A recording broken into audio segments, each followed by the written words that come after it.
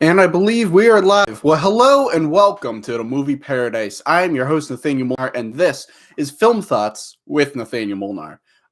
Every single Sunday, Tuesday, and Thursday at 5:30 p.m. Eastern Standard Time, we go live here on the Movie Paradise on YouTube.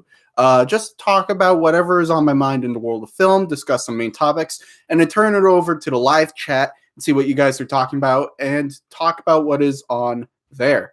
So today is Sunday, Super Bowl Sunday. So I'm going to try to do a shorter show because I know the Super Bowl starts at 6:30 and I don't want to keep you guys from the Super Bowl. Because I know, obviously, if you're a Super Bowl fan, you would choose me over the Super Bowl. I know how these things work.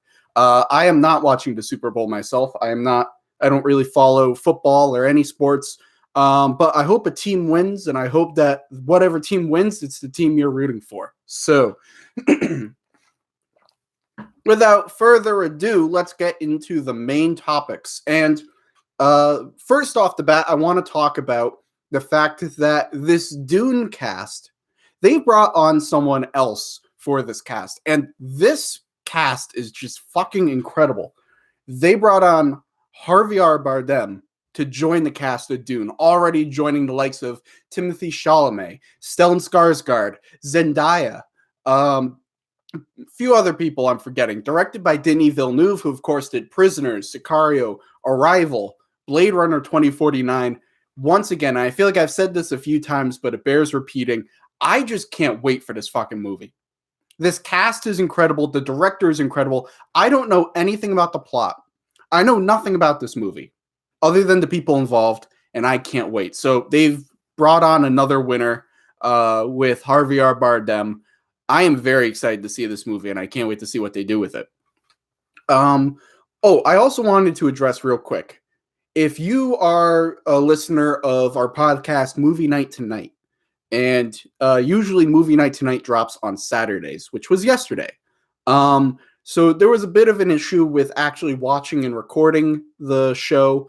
Not to get into a whole thing, but there were some issues with actually the crew and our panel watching the film, and then we ended up recording it late, and I've just been busy this weekend, so I've got about half of it edited. So obviously it didn't go up yesterday. I don't think it's going to go up today. So if you're looking for Movie Night Tonight, keep your eyes out for it, probably on Monday. So sorry about that, but it'll probably go up on Monday, and I'm going to try my best to keep to a Saturday deadline.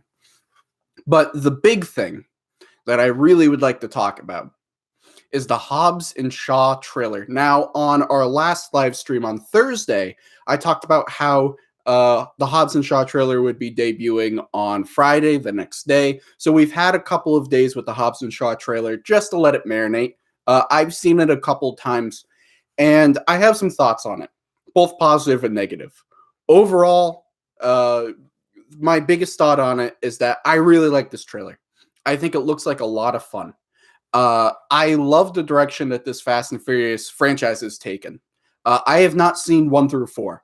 I pretty much came into the game after The Rock came into these films and really changed everything, and they went in their new direction. I had not seen a single Fast and Furious movie before Furious 7 was coming out. And so when Furious 7 was coming out, I went back and watched Fast 5 and Furious 6 in preparation for the 7th one. And what I had pretty much heard was that 1 through 4 ranges from shit to mediocre. So pick it up with 5. So I've picked it up with 5. Loved Fast 5. I thought Furious 6 was really good. Loved Furious 7. I thought Faded to Furious, of the 4 that I've seen, I thought Faded to Furious was my least favorite, but I still enjoyed it, and I got a good amount out of it. It just wasn't anything too spectacular, in my opinion. Pardon me. So now we have the first spinoff, Hobbs and Shaw. And watching this trailer, of course, the film stars Dwayne Johnson, Jason Statham, directed by David Leitch, who did Deadpool 2. He was a co-director of John Wick, and he did Atomic Blonde. I've loved his work thus far, so I was interested to see what he would do with this film.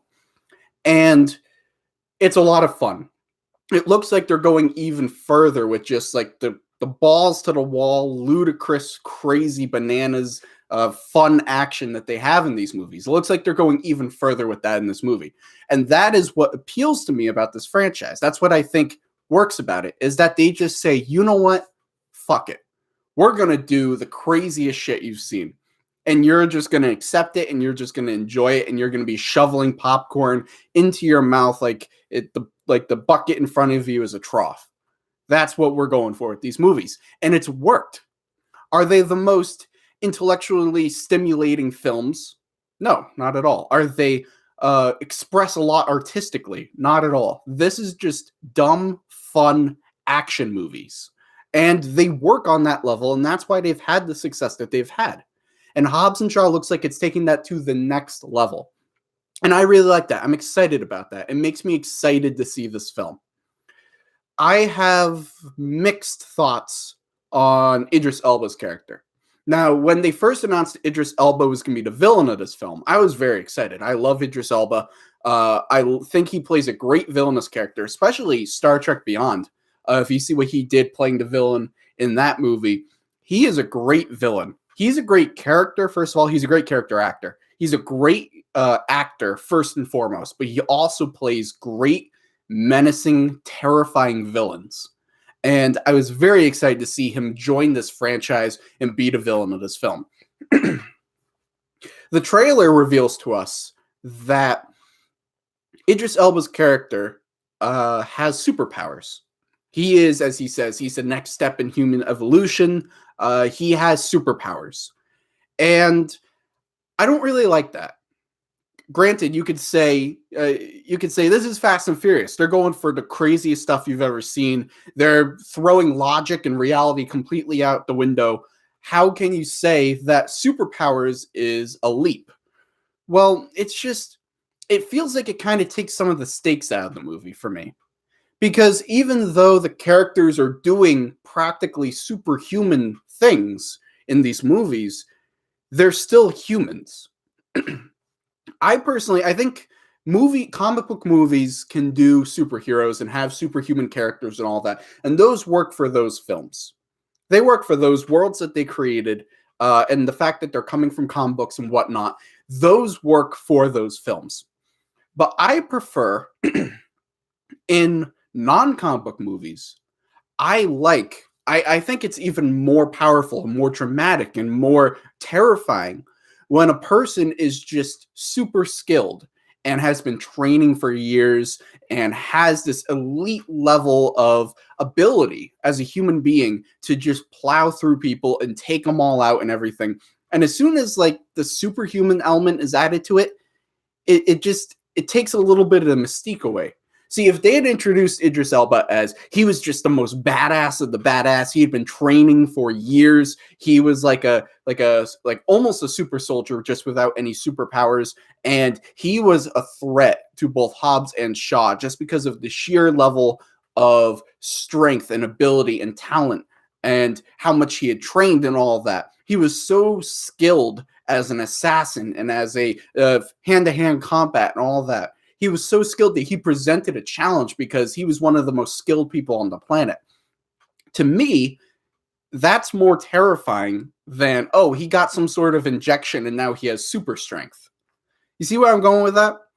Now, again, this is Fast and the Furious. This isn't like Taxi Driver and then suddenly superhumans show up and it's like a complete logical leap. This is Fast and Furious. Already there's a suspension of reality. Already they throw logic out the window. So the next step of having superhumans isn't terribly a breach of reality. They're already going for over the top and crazy. I just think that the Idris Elba character, at least from the impression I get of him in this trailer, and I haven't seen the full film, so I can have to wait until I see the film in order to judge it on its own merits. But my impression of seeing the Idris Elba character from this trailer, I feel like he would have been more terrifying and scarier had he not been superhuman and he was just an elite level soldier or something along those lines. And I feel like then you might say in response to that, well, the The movies have set up Hobbs to be one of the elite of the world. They've set up Shaw to be one of the elite of the world. How can you get someone who isn't superhuman to go toe-to-toe with both of them teaming up? It's Fast and Furious. You can make some shit up. I mean, I don't know. I'll wait to see the movie. I'll wait to see the context of the film.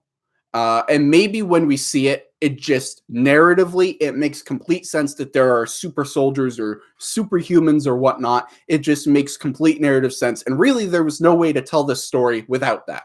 Maybe we'll find that to be the case. But first impressions on the surface, just watching this trailer, I wish they didn't go in that direction. But we'll have to see the film to decide the rest of that. Otherwise, I really like this trailer. I think it's a lot of fun. It looks crazy. That shot where, well, first of all, the dynamic between Jason Statham and Dwayne Johnson is excellent. That was one of my favorite parts of The Fate of the Furious. And like I said, I wasn't a huge fan of that movie. I thought it was really good, but I didn't think it was as good as the other ones that had come out. One of the best parts of that was the dynamic between Hobbs and Shaw.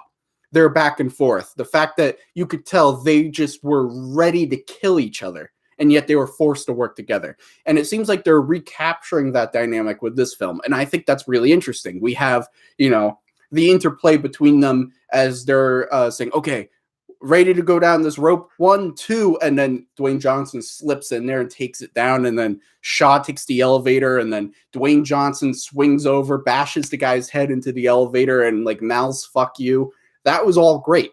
I think there could be a lot of great comedy just working on the fact that these two characters, they really have big egos and they should not be working together. They are lone wolves and they're being thrown together against their will and they have to work together, but they don't see eye to eye. I really like that dynamic. And I think that could make for a really interesting film and really interesting character dynamic, and it will enrich the film. I'm excited to see that. And there were a lot of great comedic moments within this trailer that hinted towards that. I think one of the best action parts of this trailer is when Hobbs jumps down the window, goes flying down, and then tackles one of Idris Elba's men who's on a wire. That just felt visceral and real. And I was sitting there watching this on my phone, not in a theater or anything like that, just on my phone. And I could just feel myself go, whew, like a Mission Impossible kind of thing. And granted, it doesn't feel as visceral as Mission Impossible because it's clearly green screen and stunt doubles and not Tom Cruise doing it for real. But I felt it. I felt it in that moment. And I can't even imagine how I'm going to feel when I actually see it in the theater. I think this could be one of the surprise hits of the summer. I think we could be walking away from summer 2019. Sure, we'll be talking about Avengers Endgame. Sure, we'll be talking about Lion King and plenty of other films, Spider-Man Homecoming. But I think Hobbs and Shaw could be one that not a lot of people were actively looking forward to, but walk away saying, yeah, that was one of the most fun movies of the summer. Because Hobbs and Shaw didn't make a most anticipated list for me. It was a movie that I'm looking forward to and interested in because I like the Fast and Furious movies, but it wasn't one I was actively looking forward to. But now I'm really looking forward to it. Now I want to see more trailers. Now I'm really excited to see it in theaters. And I think if it delivers on that ludicrous fun that the trailer promises us, and it delivers on that, like I said, I think we could be walking away talking about Hobbs and Shaw being one of the highlights of the summer. So since this is the Sunday edition of Film Thoughts, on Thursdays, I talk about what's opening in theaters that weekend. On Sundays, I do a box office roundup. So let's take a look at what were the movies in theaters this weekend and what was the top 5. So Glass came in first place this weekend with 9.5 million. That's not a lot for your top spot. Granted, it was a bit of a low-key weekend. There weren't a ton of movies opening in theaters, but still 9 million for the top spot. That's not a huge weekend. But regardless, Glass takes in, another 9.5 million, followed by The Upside in the number 2 spot with 8.8 million. That movie's doing really well for itself. And that's a great movie. Glass, I think I've talked about it on the show before. If I had to distill it to either I liked it or I didn't like it, I would say I liked Glass. but I had a lot of problems with it, and I certainly didn't love it. And I think it's by far the weakest of the Unbreakable and Split films. I was not a huge fan of it. I mean, it was fine. It was whatever. The Upside, I was surprised by how much I liked The Upside. The Upside was really good. And it's kind of a case, The Upside is a great case of don't take the Rotten Tomatoes score as an absolute certainty as to how you're going to feel about the movie. Because The Upside has like a 30 something on Rotten Tomatoes, maybe even 40s. And I gave it a 4.0 out of 5. I thought that movie was great. I really liked it a lot. I thought Kevin Hart gave the best performance I've seen from him. He was subdued and he played a real character. He knew when to do his Kevin Hart shtick, but he knew also when to not do it and when to tone it down and actually give a real, genuine performance. Bryan Cranston was great, of course. The comedy all worked. The emotional beats worked. Was it a little bit conventional? Yes, but I thought it worked really well across the board. And so I really liked The Upside. That came in number 2. Number 3 was Miss Bala, which was one that I thought the trailers were all right, but it didn't look like anything spectacular or anything worth seeing. It brought in 6.7 million. I'm curious. I'm gonna look up right now what the budget was on that film. Yeah, $15 million budget. So small budget, but still 6.7 isn't great for a $15 million budget. It will probably, well, okay. So think of it this way. $15 million budget, maybe add another 15 for marketing and theater costs and whatnot. So you're looking about $30 million. It could make that. I don't know. We'll have to wait and see how much or how well Miss Bala does in the coming weeks. And number 4 is Aquaman with another $4.8 million.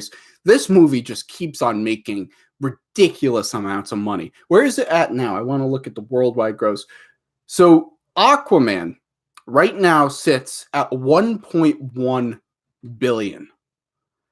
I've kind of talked ad nauseum about how blindsided I was by the success of Aquaman, so I'm not going to get into it again, but I'll just leave it as the fact that this movie made $1.1 billion is just nuts. But it is important to keep in mind, this is really interesting statistic. So Aquaman has made $1.1 billion at the worldwide box office. Domestically, it has only made $323 million. That means $783 million the Aquaman made came from overseas markets. So it's fair to say that Aquaman was a modest hit in the United States. People went and saw it, probably about the same as any other comic book movie, maybe even a little less. Because I believe if you look at it, Aquaman, while worldwide and overall, is DC's by far their biggest hit. It's their number 6 domestically. There are 5 films ahead of it that made more domestically, but it's number 1 worldwide. So that means that in the United States, yeah, people saw Aquaman, but it really did well overseas, which I think is very interesting. I think it's interesting because all these movies, let's be honest, these movies are made and produced in the United States, and they're made specifically for the United States audience. Now, sometimes they'll obviously make it in a way that it will appeal to a larger, worldwide audience because they know, oh, this movie is, if we do this, and this movie will do really well in China, or if we do this, and that, it will do well in this other market, what have you. It's just interesting that a movie produced in the United States, made for a United States market, does the lion's share of its business overseas. It's just, I think it's really interesting. And I think it just kind of speaks to the degree of success that Aquaman is. So Aquaman is doing very, very well for itself. And rounding out the top 5 is Spider-Man Into the Spider-Verse, hanging in there with another $4.4 million. I have not looked at how much Spider-Man Into the Spider-Verse has done total before. Wow. So they made it for $90 million. And so probably you're looking at about 180 or something like that to break even. They've made $347 million on this thing worldwide. And it's about an even split domestic and foreign, slightly more domestic than foreign. Going back to what we're talking about with Aquaman, this is just, it's interesting. They've made their money back, and they're making a profit off of Spider-Man Into the Spider-Verse. But this movie, it's all subjective. It's all up to, for opinion. Spider-Man Into the Spider-Verse is 10, nay, 20 times the movie Aquaman is. It has better character development. Frankly, it has better performances, even though one is live action and one is animated. The animated movie has better performances than the live action movie. I'll go that far. One has better Spider-Man Into the Spider-Verse, better character development, better performances, better written, better direction, better, just more creative, more creativity. One's the better comic book movie. One's just a better movie. Spider-Man Into the Spider-Verse is fantastic. It was in my top 10 favorite movies of the year. And to me, while looking at an animated Spider-Man movie about a multiverse, nobody would have expected it to make $347 million. That's very good, and Sony should be very happy about that. But it's just, considering how good Spider-Man Into the Spider-Verse is, and the fact that it only made 347, compared to something like Aquaman, which I thought was just, it wasn't awful, but it's not good, at least in my opinion. And that makes 1.1 billion. So that's a little disheartening. But anyways, just to round off that top 5, number 1 was Glass, number 2 was The Upside, number 3 was Miss Bala, number 4 was Aquaman, and number 5 was Spider-Man Into the Spider-Verse. So that is going to pretty much cover what it is I want to talk about on today's show. So let's take a look at the live chat and see what you guys are talking about. So, Rob Jacinta, yo, what's up, mother lover? What's up? I'm making some of Rob's famous dip for the big game. Oh, good. I'm glad. And then he also writes, if you don't like football, you suck. Well, I suck because I don't like football at all. I've tried watching it. I've sat down and I've watched some of the games. I've tried getting into it. It's just never worked for me. It doesn't make sense. I'll enjoy playing football like with my friends or whatever. But, football or really any sports. I can watch basketball from time to time. See, I will never seek out watching basketball, but if it's on the TV, I would watch it. Now, if there's something else, like if I'm just flipping through channels, I'm like, oh, basketball's on. But, oh, there's another movie on FX. I'll watch the movie. But, if I'm at a restaurant and there's a big TV with a basketball game on, yeah, I'll glance at it. I'll watch it. That would keep me interested. But any other sports games, I honestly, I don't get it. Power to you if you love sports and you love football, and today's one of your most anticipated days, and you love Super Bowl Sunday. Great, good for you. I'm glad that you have a day that you love and you get excited for. It's just not for me. Probably the excitement you're feeling for the Super Bowl is the excitement I'm feeling for the Oscars in a couple weeks. That's my Super Bowl Sunday, Oscar Sunday. So, yeah. So I'll be getting all excited for the Oscars in a couple weeks. Dune is going to be great. Dune, I'm hoping Dune's going to be great. I really think it is. They've got an impeccable team. Now, I think there is some issues with the fact that, again, I've never read the books. I don't even know anything about the story. I've just heard from people who have read the books, who do know the source material, that this is a very tricky thing to adapt. And so I trust the people who are behind it, and I think if anyone's going to do a great job, it's Denis Villeneuve. And Denis Villeneuve, I trust. But, I mean, there is the potential. It's not like you're just adapting some random book that's pretty easy to do. This is a harder thing to adapt. It's longer. It's a series of books. So, who knows? They might try to Dark Tower this thing and fit an entire series into one movie, which that was a ridiculous thing that they tried to do. Again, I have faith in Denis Villeneuve. I think if I had to put money on it, I think this movie is going to be great. But it's not a foregone conclusion. So we'll have to wait and see. Although if I had to bet money, I think Dune's gonna be great. Uh, Also, saw Miss Bala, not horrible, but it was very paint by the numbers, and the PG-13 rating hurt it. Gina Rodriguez was very good in it, though. Yeah, I mean, I haven't been reading too many reviews about Miss Bala, but that's about what I was expecting it to be. You know, not horrible, nothing atrocious, just conventional paint by the numbers. Pretty much said everything I'm expecting. PG-13 rating hurt it. So are you just saying that it would be better if it was rated R? That's a possibility. I think with any of these kinds of movies that are along these lines, it could be somewhat improved if it's rated R. And Gina Rodriguez, she's getting a lot of great buzz. She's getting a lot of great work, especially she is the one who's Jane the Virgin, right? I believe she's the one who's the star of that. And so she's getting a lot of great buzz and a lot of recognition for her work. And so if nothing else, I'm glad to see that she is leading a film like this, even if people aren't loving the film. Hobbs and Shaw could go either way for me. If it's good, it will clean up the box office in August for a month. Honestly, we'll make a lot of money either way. Yeah, they're going to make a lot of money off of Hobbs and Shaw. Now, I don't know if Hobbs and Shaw is necessarily going to be a $1.5 billion film like Furious 7 or $1.2 billion film like Fate of the Furious. I don't know. I don't know exactly how much it's going to do. I definitely see it being like a $700 or $800 million film.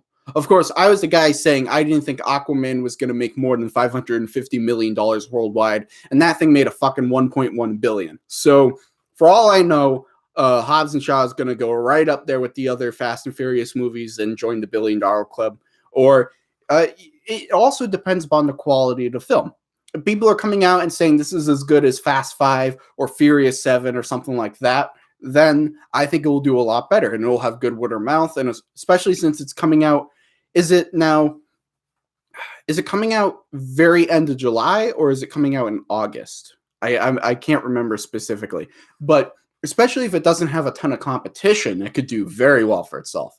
I have no doubts that Hobbs and Shaw is going to be very financially successful. As to whether or not it will reach the degree of the other Fast and Furious movies, I'm not sure. I don't know if it will be a $1.2 billion film. Actually, I think I reversed words on that. $1.2 billion film. I don't know if it will be a $1.5 billion film. I don't know if it will be in that category. I think it will make $700 million. If it will reach those heights, I don't know. We'll have to wait and see how good the movie is and how well it's received. The title is stupid. Yes, Fast and Furious presents. This isn't fucking theater production. You know, I understand you had to put Fast and Furious in the title somewhere, but that's just a stupid way.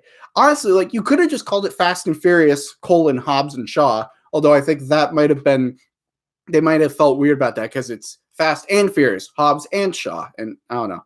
Maybe they didn't like that. I don't know. Maybe don't call it Hobbs and Shaw. Honestly, I think I said this on last live stream. Nobody knows. It's not like you say the title Hobbs and Shaw, and people go, "Oh yeah, Hobbs and Shaw, Dwayne Johnson and Jason Statham's characters from Fast and Furious." Nobody knows when you just say Hobbs and Shaw on its own. Nobody knows who's that's relating to. So why call the movie Hobbs and Shaw at all? You could have called it, I don't know, Fast and Furious, Idris Elba gets powers. I don't know. You could have called it anything. It didn't need to be limited to Hobbs and Shaw. And I agree, the Fast and Furious presents is kind of stupid. They could have figured out a better way to do that. But whatever, it's a title where hopefully the movie's good. Let's see. I mean, in Fast 8, they made Vin Diesel's mechanic character into the great assassin in the world, so I'm not surprised with Superpowers. Yeah, no, I agree with that.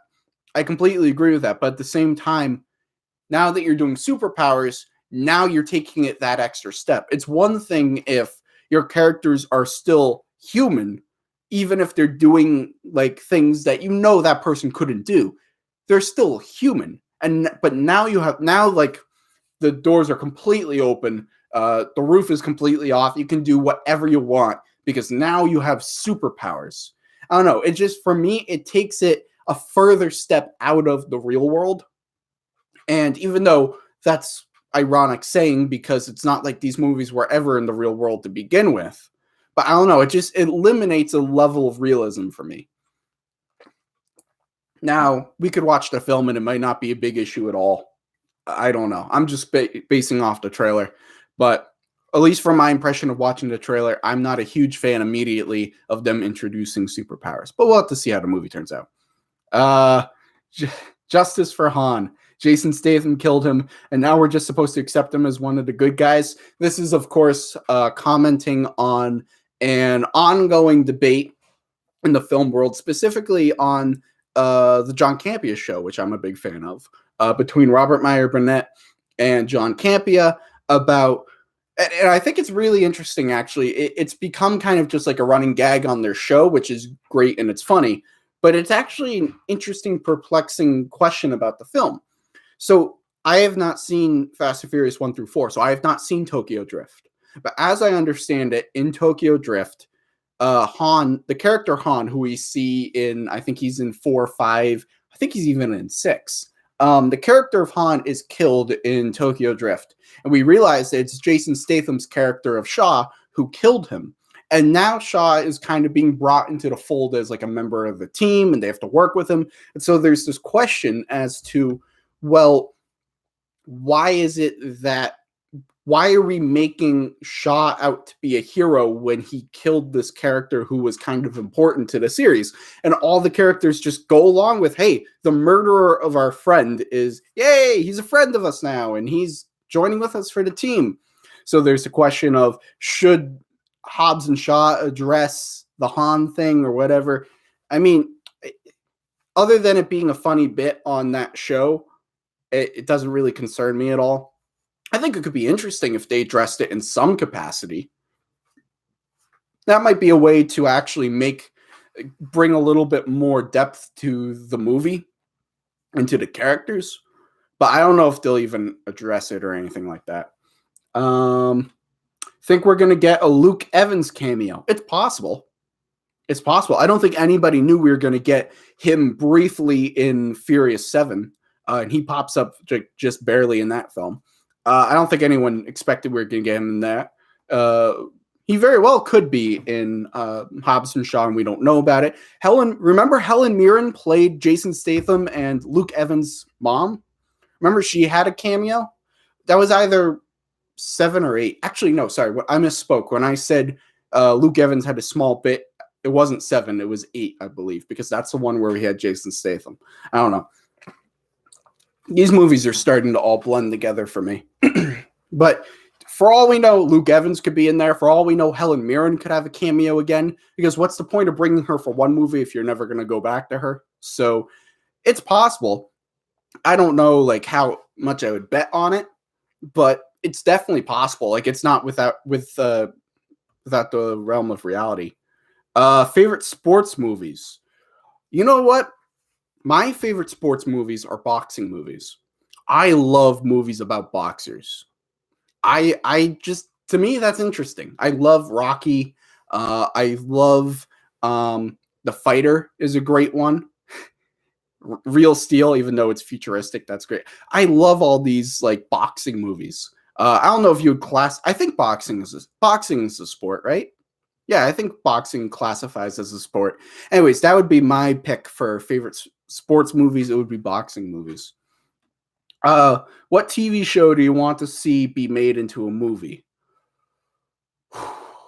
I don't know. It's hard because TV, it would have to be a terrible TV show that didn't work as a TV show and they want to give it a go again, but as a movie. Now, I don't watch a lot of TV myself, so I can't reach into like the depths of the TV sphere and go, hey, this terrible show that nobody watched and everybody hated, that could be a movie. I don't know any of those. But it's hard to say, like someone might say, oh, well, I'd love to get Breaking Bad as a movie or Game of Thrones as a movie or this or that. The problem with taking a TV show and then turning it into a movie is that you seriously condense the narrative storytelling.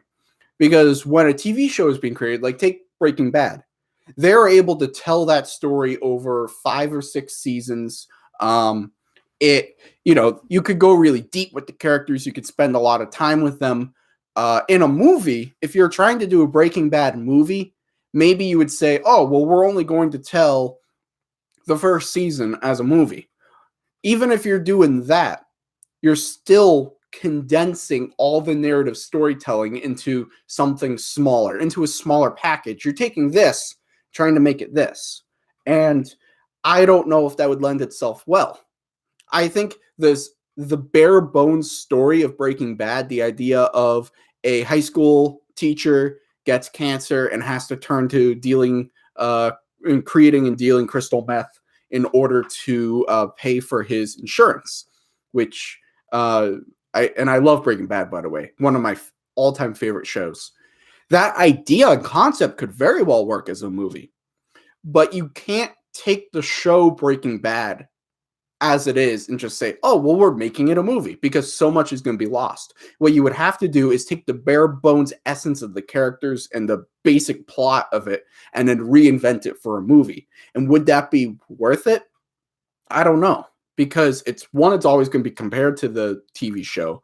And 2, you're never going to be able to do, in a 2-hour movie, you will never be able to do as much character development and growth and exploration as you can in a 5-season show.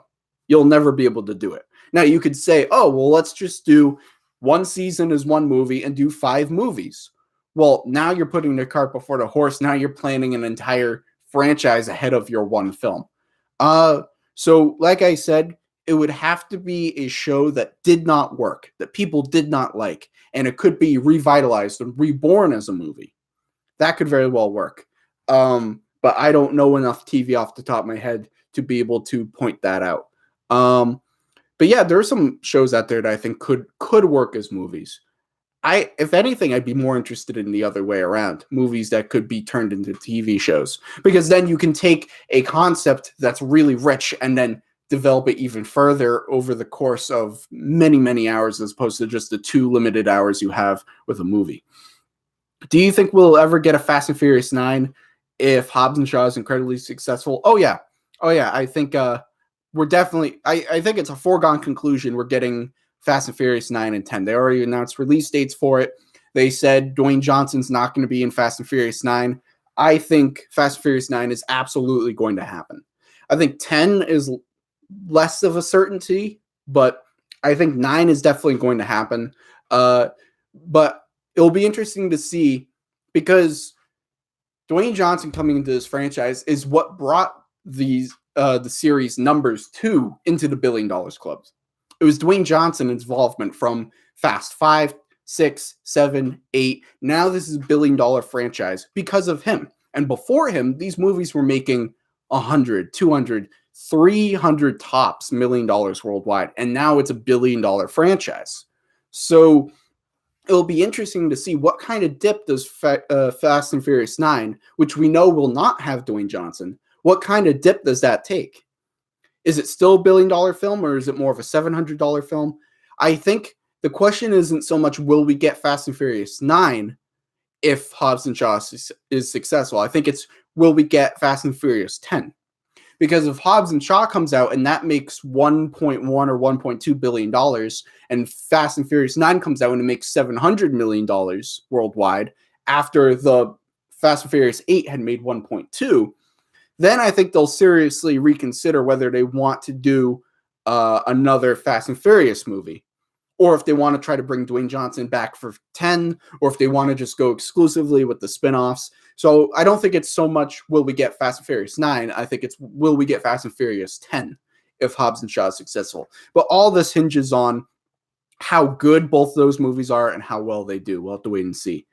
Ludicrous, no pun intended. No slight pun intended in terms of the title, where I said Hobbs and Shaw trailer is ludicrous fun. Slight pun. Super Bowl weekend is always low for box office. That's true. But, I mean, people could still go to the movies on Friday. They could still go on Saturday. Sunday, I expect to be a slow day at the movies. But although if you are kind of like the grocery store, if you're not a sports fan, Super Bowl Sunday night, that's the time to go because you know there's not going to be very many people there at the theater. Uh, I think the highest ever for the weekend is around 30 million. Oh, you must be talking about for a Super Bowl weekend. Yeah, so I mean, and the fact Glass made just under 10, so that's pretty shy from that $30 million range. Still, a 9 point whatever for Glass. I mean, granted, Glass is in its has been out for a few weeks at this point, but still, that's not a great number for the top spot at the box office. Upside was very good. Upside was very good. I went off on a whole thing about how much I liked the Upside, but that was a very good movie, and it was one I was not expecting to be as good as it was. And didn't meet anyone who didn't like it. Are you referring to the Upside? I mean, I don't know. I haven't talked to anyone personally who didn't like the Upside. Although, to be fair, I didn't talk to a ton of people in person just about the Upside in general, so I don't have a wide range of those who liked it and those who didn't. But the Rotten Tomatoes score stands for itself. It has like a 30-something on Rotten Tomatoes. So, 1 out of 3 people gave it a fresh review on Rotten Tomatoes. Critics, that is. So a good amount of people, 2/3 of the critics who saw the film didn't like it. So that's enough there for you. But again, don't take the Rotten Tomatoes score as absolute certainty as to how you'll think of the film. Because the Upside has a 30-something on Rotten Tomatoes. I saw the film. I thought it was great. I gave it a 4.0 out of 5. So you never know. Again, don't take it as absolute certainty because it's never a guarantee as to how you're going to think about the film. Miss Bala only cost $15 million to make, and it showed. Yeah. So I mean, I didn't see the film, so I can't speak for that. But yeah, it doesn't sound like it turned out great. Aquaman blew ass. Yes, Aquaman was not a great film in my opinion. Let's see. Mother saw that dog movie. She liked it. Dog's Way Home. Well, I mean, you didn't even need to spend the money to see the movie. You could have just watched the trailer to get the exact same effect because that trailer encompasses the first act, the second act, third act, and conclusion, wrap up the whole movie. I wouldn't be surprised if it had the post-credit scene in that trailer. That was a complete movie told in 2 minutes. There was no reason to go see that film if you had seen the trailer because you had already seen the movie. Spider-Man Animated is the highest grossing Sony animated movie. Sure, those sequels and spin-offs are getting fast-tracked. Oh yeah, they announced as soon as the first one came out. I think it might have even been like it was either opening weekend or even just before the first one opened in theaters. They already said we're doing a Spider women-centric film. We're doing a sequel. They announced a couple of projects. And for good reason, because people loved this movie. Absolutely loved it. It was probably, if they had opened it up to 10 spots for Best Picture, it would have been one of the 2 spots. It would have taken either the 9th or 10th spot in being nominated for Best Picture. People liked it that much. People went nuts for this movie. I think it's a lock, absolute lock. It's going to win Best Animated Feature at the Oscars. So they absolutely, while the movie isn't a huge juggernaut, like it's not like $347 million for an animated Spider-Man movie like this. That's great. And like you pointed out in your comment, it's the highest grossing Sony animated movie ever. So under those circumstances, within that context, it's great. But especially looking at other comic book movies and other Spider-Man movies, it's a far cry from what the other Spider-Man movies made. Other than this animated one, I don't think there's a Spider-Man movie that has made under $700 million worldwide. And like I said, Aquaman made $1.1 billion. Venom made $850 million. Avengers made over $2 billion. So Spider-Man Into the Spider-Verse, while 347 is great for what it is, and as you pointed out, highest grossing Sony animated film, especially considering how great the movie is, how it's one of the best films of the year. It's I don't know. It's just, I would have liked to have seen it done better. I understand why it didn't do better, but I wish it did do better. Just because the movie is so good, it deserves to make more. But yeah, they're definitely fast tracking the other films that they announced. They definitely have some more in the works.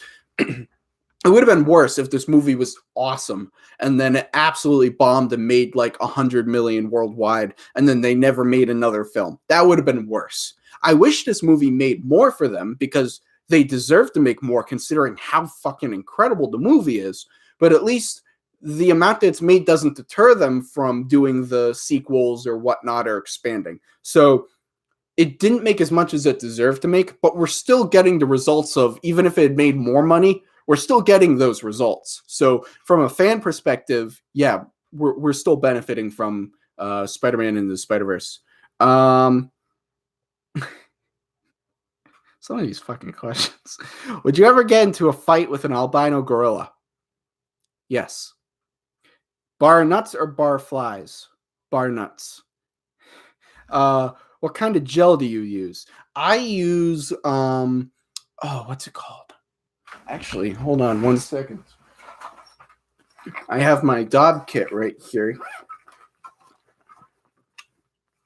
This is my gel that I use. LA Looks Extreme Sport. Even though I don't do sports, it's Extreme Sport.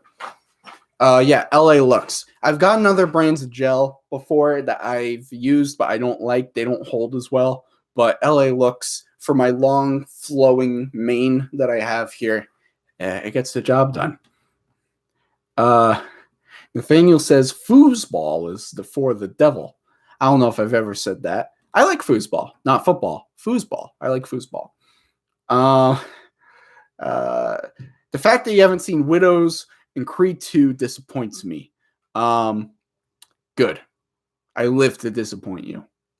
No, those were the top 2 movies of 2018 that came out that I wanted to see, but I just didn't see. Widows, I don't think, and I've explained this multiple times, that when I'm here at school, I don't have, at home, I have AMC A-List, and there's a movie theater about like a 20-minute drive away from me. So anytime there's a movie, I can go see 2 or 3 movies a week. I can see pretty much everything that comes out, no problem. When I'm here at school, I don't have an AMC theaters anywhere near me, so I don't get to use A-List. While there is a movie theater that's about 2-minute drive away from me, I can only go see movies if I pay out of pocket. And so I'm limited in the amount of movies that I can afford to spend money on because I'm still paying for A-List monthly. I'm still paying the $25 a month or whatever for AMC A-List, and I'm not even getting to use it. And then in addition to that, I have to pay for whatever movies I do want to see here. So when I'm at school, very limited movies I get to go see. So unfortunately, I didn't get to go see Widows. I don't think Widows even came to my theater. I didn't get to see Widows. Creed 2, I would have spent the money on that one, and I probably would have spent the money on Widows, but I just didn't have time, or it didn't come to me, or whatever it was. Creed 2, I would have spent the money for. The problem was that I wanted to watch, I was going to watch Rocky and Creed, the first Creed, before I went and saw Creed 2. And I brought the Blu-rays from home with me, so I had them with me back there for school, so I was all set. I was going to watch those 2 movies and then go see Creed 2. And then I think like the weekend before the movie opens, I went home and I brought the Blu-rays with me because I thought, oh, well, I'll probably, I can just watch them here or whatever. Then I forgot to bring them back with me to school. So Creed 2 opens and I don't have those movies. Now, could I have gone regardless and just seen Creed 2? Yeah, absolutely, I could have. But I was like, I'll just wait and I'll go, I'll watch the first 2 or something, and then I'll just go see it later, and it just never happened. So once Creed 2 is out on VOD or Netflix or Amazon or whatever, I'm absolutely going to watch it. Same with Widows. The first chance I have to watch those movies, I will absolutely watch them.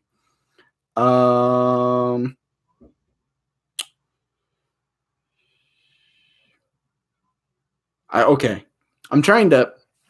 I can't tell if this is a bullshit question or not, but let's try it on for size regardless. Will you be watching the new documentary on the man who stole all the jelly from his local market? It's called Jumping for Jam, the Jelly Story. Looks good.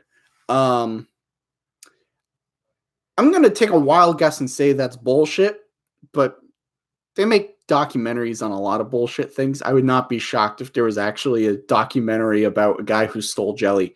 The title, if you're trying to trick me, you had me with the source material. It's the title that kind of gave it away.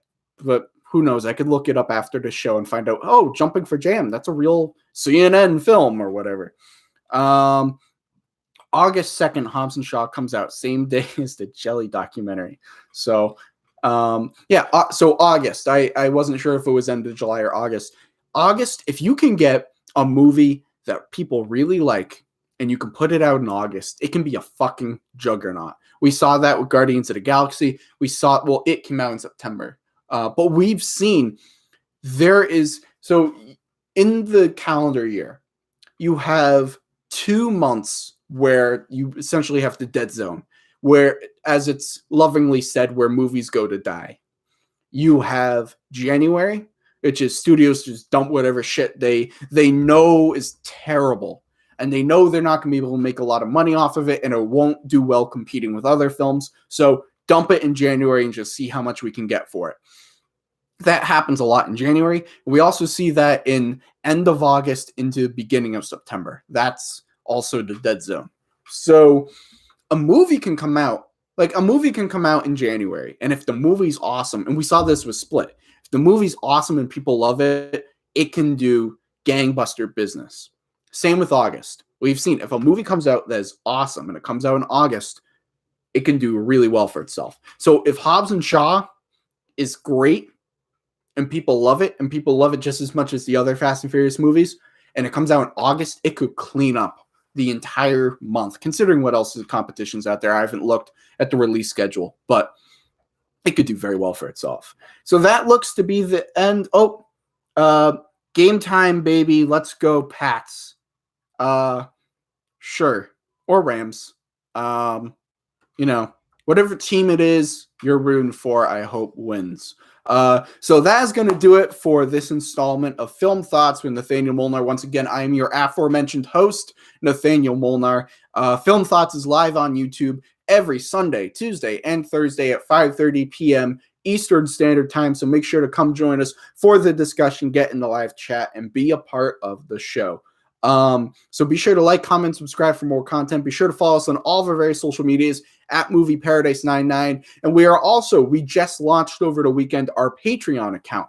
I had been debating and flirting with the idea of doing a Patreon for a long time. In fact, I even set one up back when the Movie Paradise was a website, but I never launched it. And so I was like, you know what?